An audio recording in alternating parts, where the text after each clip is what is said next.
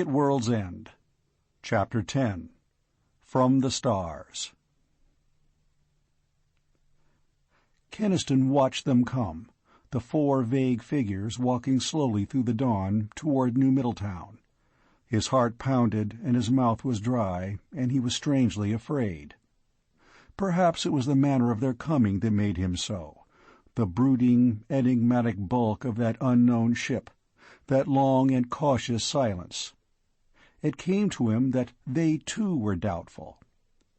The three leading figures resolved themselves gradually into men, clad in slacks and jackets against the biting cold. The fourth member of the party trudged along some distance behind them, a stocky form veiled in the blowing dust. Mayor Garris said wonderingly, "They look just like us. I guess people haven't changed much after all in 1 billion years." Keniston nodded. For some reason, the cold knot in the pit of his stomach would not relax. There was something overpowering in this incredible meeting of two epochs.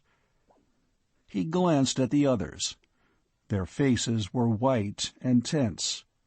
There was a feeling of excitement verging almost on hysteria. The strangers were close enough now to distinguish features. The stocky laggard remained indistinct, but of the three who came before, Keniston saw now that only two were men. The third was a blue-eyed woman, tall and lithe, with hair the color of pale gold, smooth coiled about her head. Keniston was struck by her.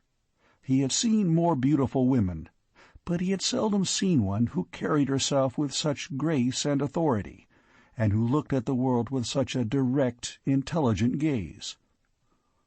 Almost instantly he resented her, for no more reason than that she made him instantly conscious of the vast horizons of knowledge and experience which were far beyond his present ken.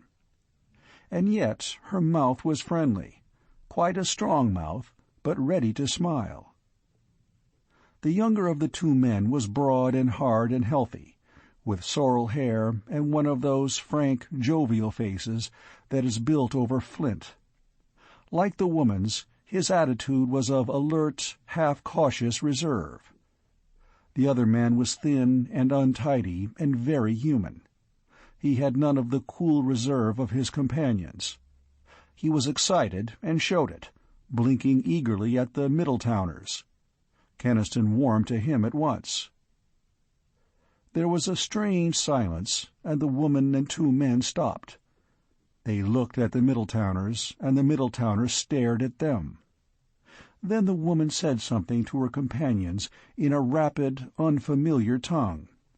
The younger man nodded silently, and the thin, eager man poured out a tumbling flood of words. Mayor Garris stepped forward hesitantly, a paradox of pompous humility. He said, and stopped. The small word vanished away on the wind, and he could seem to find nothing to replace it. The blonde woman regarded him with her bright gaze, intent and faintly amused. The thin man stepped forward toward them. Forming the words very carefully, he said, "Middletown calling," and again, "Middletown calling." Keniston was shaken by a great amazement. Relief and understanding made him almost giddy for the moment, and he heard again his own tired voice speaking those two hopeless pleading words into a silence that neither heard nor answered. But it had heard. It had answered, from somewhere. From where? Another world? Another star? Not from anywhere on Earth, surely. That great ship had never stooped to make such a paltry journey. He heard Mayor Garris utter a squeaking, strangled cry. A wave of shock, audible in the indrawn breath of every man there, swept the tight-packed group. Keniston's wandering thoughts came back with a start. The fourth member of the party had come up and joined the other three, and Keniston himself was appalled at what he saw. The fourth of the newcomers was not human. Manlike, yes, but not a man. He was tall, his body enormously strong and massive, his thick arms ending in hands like heavy paws. He was clothed in his own shaggy fur, supplemented by a harness-like garment. His head was flattened, its muzzle protruding in the fashion of a beast, his round and tufted ears alert. And his eyes. It was the eyes that were most shocking.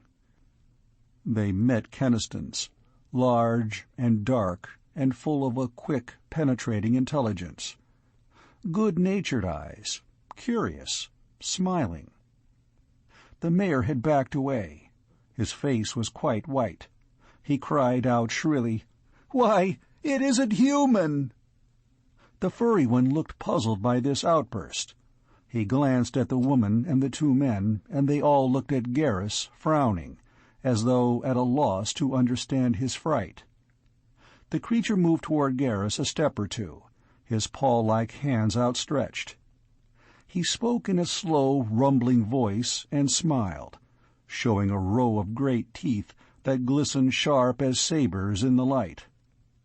Garrus shrieked, and Keniston saw panic on the faces of the other men and saw the guns come up. "Wait!" he yelled, and darted forward, thrusting the mayor aside. "For God's sake, wait, you fools!" He faced them, standing so that his body shielded the alien one.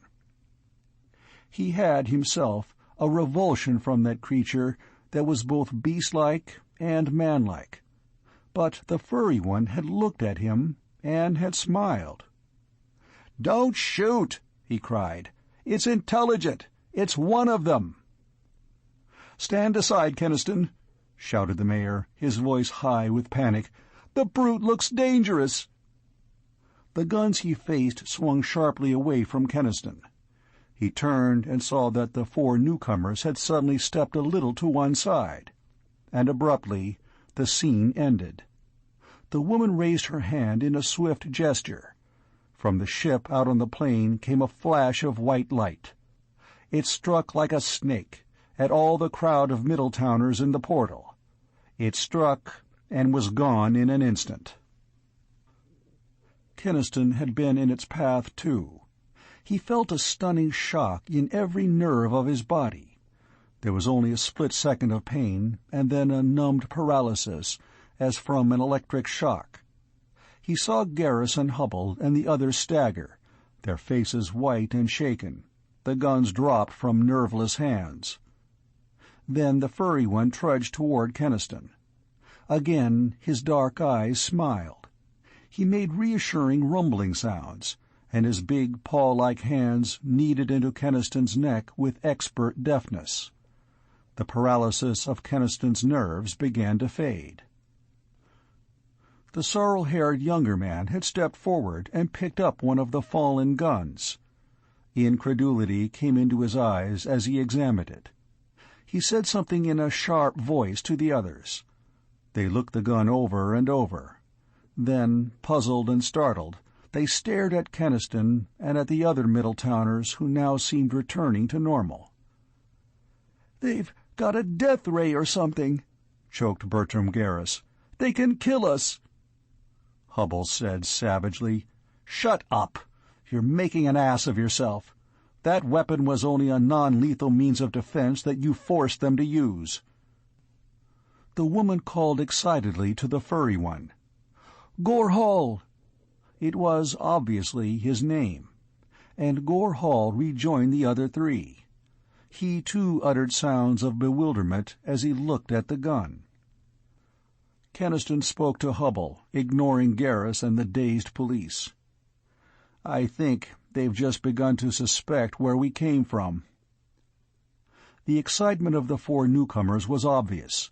It was the woman, Keniston noticed, who first recovered from that bewilderment. She spoke quickly to the thin, blinking man, the one who had so happily repeated, "Middletown calling." From her repeated use of the name, Keniston guessed the man was called Piers Eglin. And Piers Eglin looked the most staggered of all the four, and the most joyful. He came back to Keniston. He almost devoured him with those blinking eyes. "Middletown," he said, and then, after a moment, "Friends." Keniston seized on that. "Friends? Then you speak English?"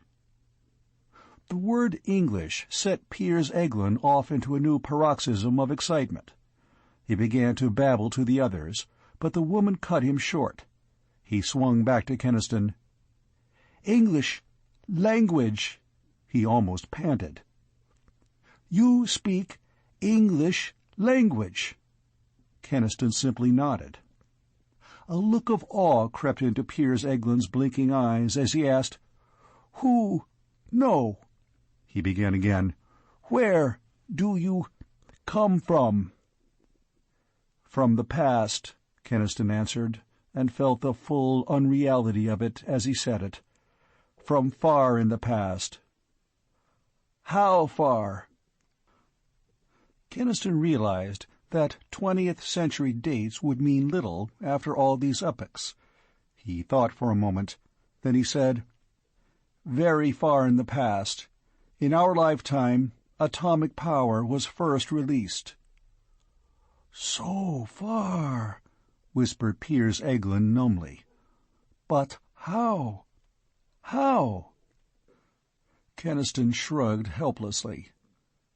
"There was an atomic explosion over our city. We found our whole city in this age. That's all." The thin man feverishly translated for the others.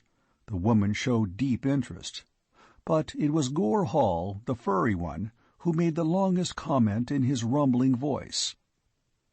Piers Eglin swung back to Keniston, but Keniston stemmed the other's eager questions by a question of his own. "Where do you come from?" The thin one pointed up at the dawn-lit sky. "From—" He seemed trying to remember the ancient name. Then, "From Vega." It was Keniston's turn to be staggered. "But you're Earthmen." He pointed to Gore Hall's furry figure. "And what about him?" Again Piers Eglin seemed to search his memory for a name. Then he said it. "Capella. Gore Hall is from Capella." There was a silence in which the four looked at the men of Middletown. Keniston's mind was a chaotic whirl, out of which one thing stood clear. The televisor radio of this domed city had indeed been far outside his comprehension. That radio had been designed for interstellar distances. That was where the call had gone, and whence it had been answered. From Vega, from Capella, from the stars. "But you speak our old language!" he cried incredulously. Piers Eglin stumblingly explained, "I am an historian, specializing in the pre-atomic Earth civilization. I learned its language from the old records. That is why I asked to leave to accompany this party to Earth." The woman interrupted. She was shivering a little, and she spoke now in a low, rapid voice. Piers Eglin told them, "She is Varn Allen, the administrator of this sector. Here," nodding to the sorrel-haired younger man, "is Norden Lund, the sub-administrator." The words were hard for him to remember, harder still to shape. He added, "Varn Allen asks that we talk inside the city, where it is not so cold." Keniston had guessed that the woman held authority in the group. He was not surprised. Her vibrant forcefulness was striking. Mayor Garris, who was half frozen himself, was only too happy to accede to that request. He turned toward the portal, behind which all the thousands of New Middletown were being held with difficulty. Their masked faces showed as a pale blur through the glass of the dome. "Make way there," Garris ordered, in his most important tone. He gestured at the sweating guardsmen and police who held the line. Clear away there now, we're coming in." He raised his voice, speaking to the people beyond. "Stand back, will you? Everything's fine. The other people have come at last, and they want to see our city. So let them through! Let them through!" The crowd, with painful reluctance, made a narrow lane through itself, which was widened by the efforts of the guardsmen. Leading the way for the Star Folk, the mayor's dignity was somewhat injured by the uneasiness that caused him to skip hastily ahead with nervous backward glances at Gore Hall's towering figure. But he kept up his jovial front as leader of his people, shouting to them that all was well, that there was nothing to fear, and begging them to keep back and refrain from pushing. Varn Allen was the first one to follow Garrus through the portal. She hesitated just an instant, as she and the jostling, eager crowd caught sight of one another, and the crowd sent up a wild-throated roar of cheering that shook the dome. Behind her, Norden Lund grinned and shook his head, as a man might at the bad manners of children. Then Varn Allen smiled at the people and went on, and the edges of the crowd swayed and buckled inward, and the guardsmen swore, and some irreverent soul whistled appreciatively at the tall, lithe woman with the golden hair. They shouted questions at her, 1,000 all at once, and the half-hysterical greetings of people who have waited so long that they have lost hope, and then find it suddenly fulfilled, and Keniston hoped that they would not do anything violent, like carrying her and Norden Lund on their shoulders. He went in right beside Gore Hall. The people had not seen him yet, except as a vague, dark figure beyond the wall of curving glass. When they did, their voice dropped dead still for a moment, and then took up again on a rising note of incredulity and alarm. Women who had shoved and clawed to get in the first row now tried to scramble back out of harm's way, and the edges of the crowd drew sharply apart. Keniston walked close to the big furry Capellan, his hand resting on one mighty shoulder, to show the crowd that they had nothing to fear, and the people stared and stared. "What the devil is it? A pet? Look, it's got clothes on. Don't tell me it's one of them." "Keep it away from me! It's showing its teeth!" Keniston shouted explanations, and under his palm the dark, thick fur was hot and alien, and he was almost as much afraid of Gore Hall as they were. And then, from out of the crowd, a tiny girl came toddling directly into their path.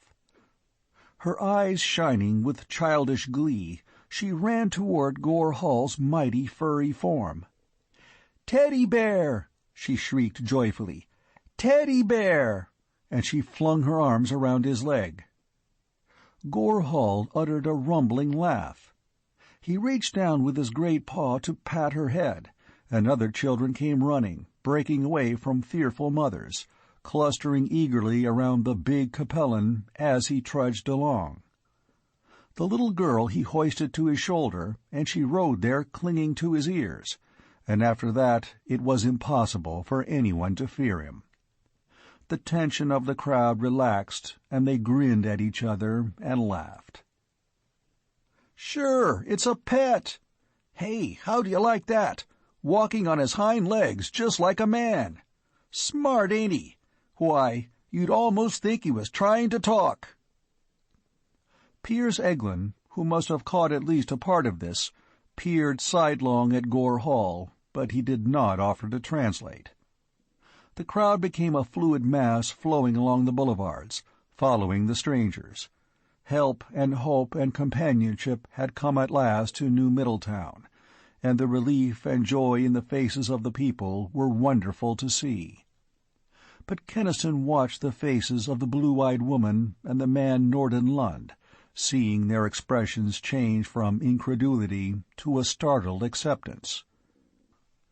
Piers Eglin was beside himself. A woman's fur coat entranced him.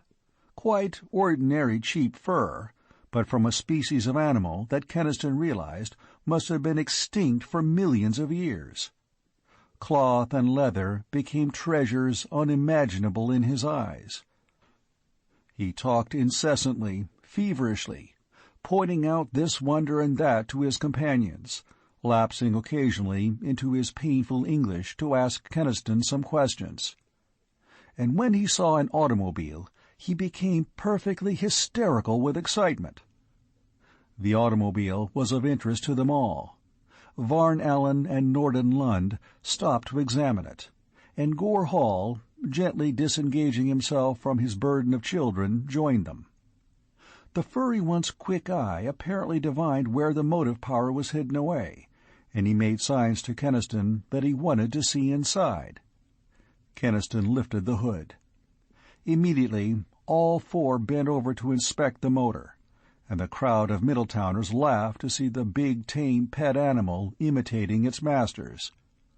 The Star folk talked, in their swift, unfamiliar tongue, and Norden Lund pointed to the engine assembly with the same half-mocking wonder that a man of Keniston's day might have felt toward an ox-cart.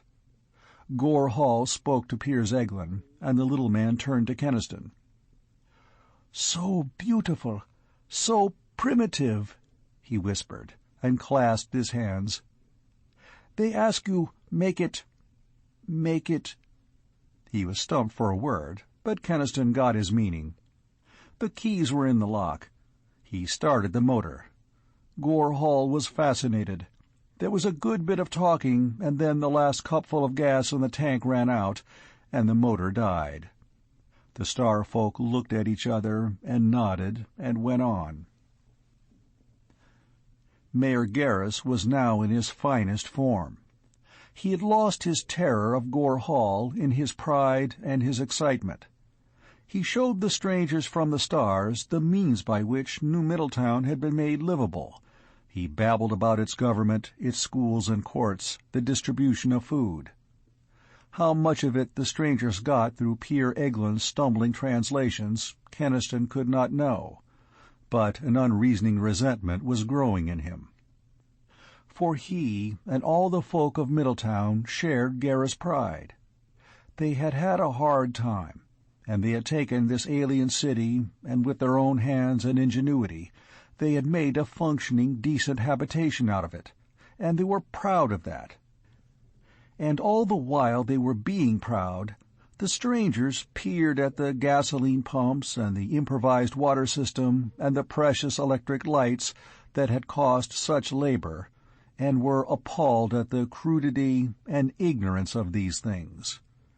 They did not need to say so. It was plain in their faces. Presently they stopped and conferred at some length among themselves. Evidently they reached a decision, for Piers Eglin turned and spoke. "We have seen enough for this time," he said.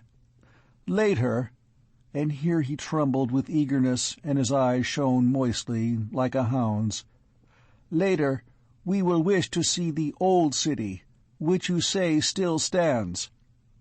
But now Varn Allen says we will return to the ship to report what we have found to Government Center." "Listen," said Keniston urgently. "We need help. We need power, and our fuel is running low." Hubble, who had been nearby through all the visit of the strangers, nodded and said, "If you could start up some of the atomic generators here."